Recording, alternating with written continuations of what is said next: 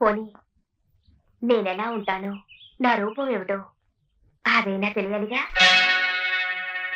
మెరిసే తారలదే రూపం,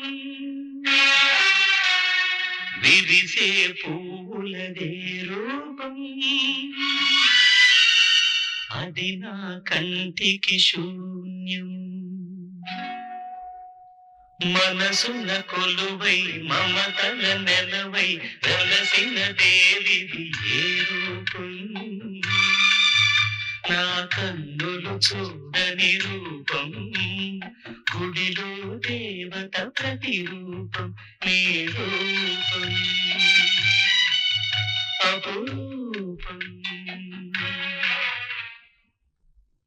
పోనీ నా గుణగణాలేమిటో, కులగోత్రాలేమిటో అవన్నీ తెలియాలిగా. ఎవరి రాకతో గడమున పాటల ఏరువాక సాగేను,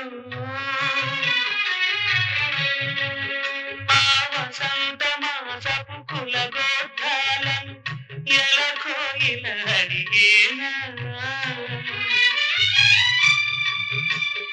ఎవరి పిలుపుతో పులకరించి పురినిప్పి తనుగేను, ఆ తొలకరి మేఘపు గుణగణాలకై నెమలి బెదుకులాడేరా, నా కన్నులు చూడని రూపం, గుడిలో దేవత ప్రతిరూపం, నీ రూపం అపురూపం.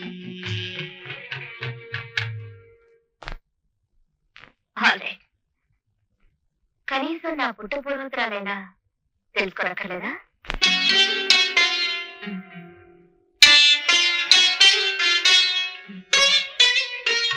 ప్రాణం పుట్టుక ప్రాణికి తెలియాలా,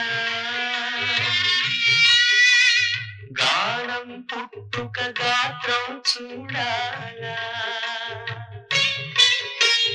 ప్రాణం పుట్టుక ప్రాణికి తెలియాలా, గానం పుట్టుక గాత్రం చూడాలా, వెదురును మురళిగా మలచి, ఈ వెదురును మురళిగా మలచి, నాలో జీవన నాదం పలికిన నీవే,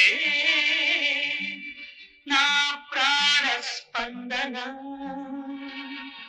నీకే,